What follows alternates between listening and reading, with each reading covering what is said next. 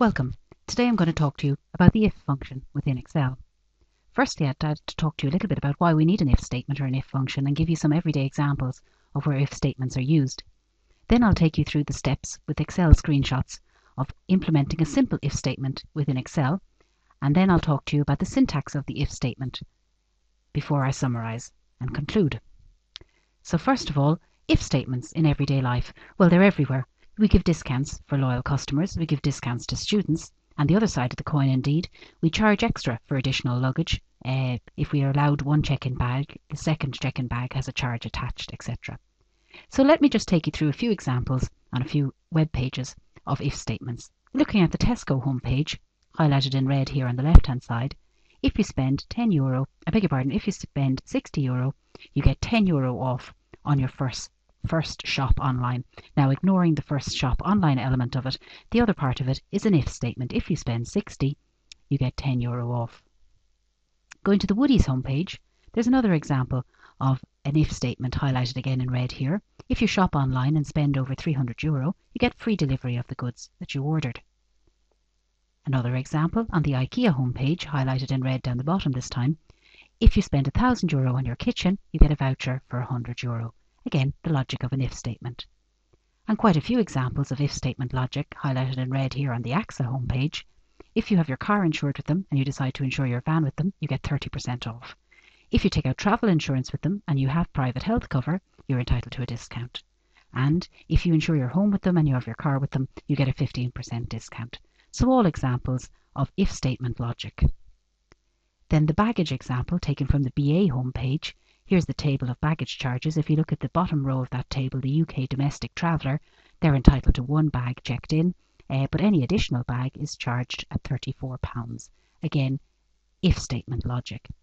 So there are examples of the if statements being used in everyday life. Now, none of those examples are going to be implemented within Excel necessarily, but they're all using the same logic as you will use when you implement the if statement and the if function within Excel sheets. So as soon as you have an option, you need an if statement. Is the customer a senior citizen? If yes, they get a discount of 10%. If not, they get no discount. The simple if statement, as it's called within Excel, is used when you're deciding between two courses of action. So essentially the why, the fork and the road. There's one decision point, one condition. Is the customer a senior citizen? If yes, they get a discount of 10%. Otherwise, they get no discount. How do you access the if dialog to enter in the details? Well, there's a number of ways. You can go to the Formulas tab at the top of your Excel sheet, and you'll have the logical drop down and if will appear there. Or indeed also on the Formulas tab on the left hand side, you'll have the Insert Function button. But by far the quickest way is the same button, the Insert Function button, appears to the left of your formula bar. And if you click that, you'll pull up the Insert Function dialog, and that's visible to you no matter what tab you're in. So if you hit that button, you'll get the Insert Function dialog, which looks like this.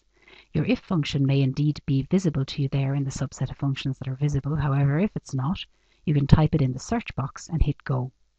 Once you do that, it will appear in the subset of functions in the middle of the dialog box, so you highlight it and you click OK. You'll then have the if dialog box on your screen. And the if dialog box looks like this. It's got three fields where you enter your details. The first is what's called the logical test field, which is where you put in your function or you put in your criteria and your test.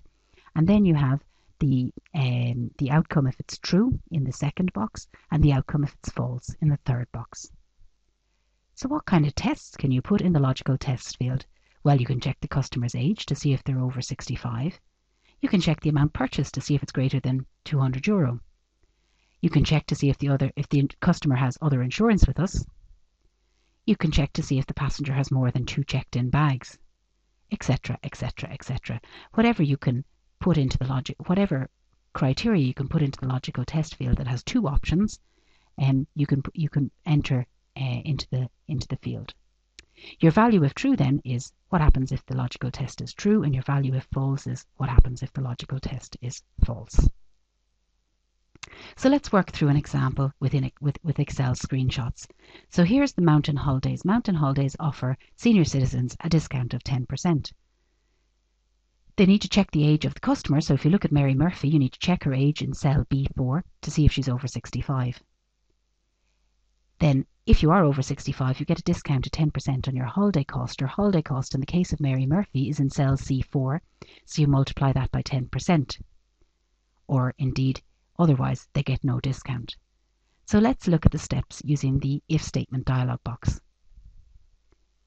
Here you see the if statement dialog box on the right hand side, and on the left hand side you see the 3 fields that are relevant. The first field that's relevant is highlighted in green and black, your cell D4. And this is the first crucial step. You need to put yourself in the cell where you want the result before you start the if statement at all. So you need to put yourself in cell D4 before you call up the if statement to begin with. So you go to cell D4, call up the if box, if dialog box, and then you start. So what's your logical test? Well, you're going to check to see what age Mary Murphy is. So you're checking cell B4 to see if it's greater than 65. So your logical test is B4 greater than 65. And if that were to be true, what do? Well, you calculate 10% of the holiday cost. So the holiday cost appears in cell C4, highlighted in yellow, and you multiply it by 10%. And the value if false then is 0. If she's not over 65, she gets no discount. One other aspect of the if function dialog box is highlighted here in red is that each row as you work down through it is calculated individually. So the logical test here, B4 greater than 65, is shown as equal to false, which is correct because the contents of cell B4 is 40, which is indeed not greater than 65. The true value, which is C4 multiplied by 10%, is 5750, which is correct because 10% of 575 is 5750. And finally, the value if false is 0, and that's just displayed directly. And the fourth line there, equal to 0, is actually what the if function is working out for Mary Murphy. And in this case, it's a discount of 0, which is indeed correct. So once you've entered all your data in the 3 fields of your if dialog box, you can hit OK. And your discount of 0 for Mary Murphy will appear in the cell. You can then drag that formula down to the other customers by bringing your mouse to the bottom right hand button of the cell and dragging it down, and the other cells will be populated with the formula, and it'll work out correctly that for John Smith he gets a discount of €55 because he's over 65, and Pat Kelly also because he's over 65. The last step is to format those cells as currency similar to the holiday cost. So you highlight the cells. In this case I have them highlighted in red, and you hit the currency button there up there on your home tab toolbar, and that'll format your cell into currency. And you've done your first simple if statement within Excel. So before I conclude, I'd like to talk to you about the syntax of that if statement. If you bring yourself back to cell D4 where we calculated Mary Murphy's if statement, the dialog box is there on the screen, but if you look up highlighted in red here in the formula box, you see the actual syntax of the if statement. You put your criteria in the dialog box, but up in the formula bar is the actual syntax of the if statement, and it's important that you become familiar with the syntax of that's the if statement. So I'm going to pull that out and talk a little bit about it. So there's the syntax of Mary Murphy's if statement. If her age is greater than 65, comma, you get 10% of her holiday cost, comma, 0, which is the false value. Writing that in generic terms, you'd say equal to if, open your bracket, do your test or condition, comma, what if it's true, comma, what if it's false, and close your brackets. And each aspect of that syntax is very important, and the if statement won't work without it. So first of all, you need your equal to, because that tells Excel that a function is following. Then you need your if, because that's the function that you're using. You need to tell Excel that you're going to use an if function. Then you need your open bracket to indicate the start of the if statement. Your condition then is what you're testing for.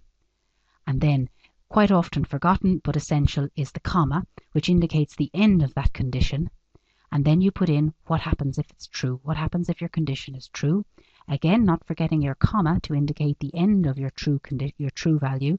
And finally, what happens if it's false is put in before you close off the bracket and indicate the end of your if statement. So that's the syntax of your if statement. And over time, I hope you'll become familiar with the syntax of the if statement, because eventually you should become familiar enough to actually be able to type it in rather than use the dialog box. But for now, you can use the dialog box, but it's worthwhile looking at the syntax to become familiar with it. So thank you very much, and we'll move on to the next part of the lesson.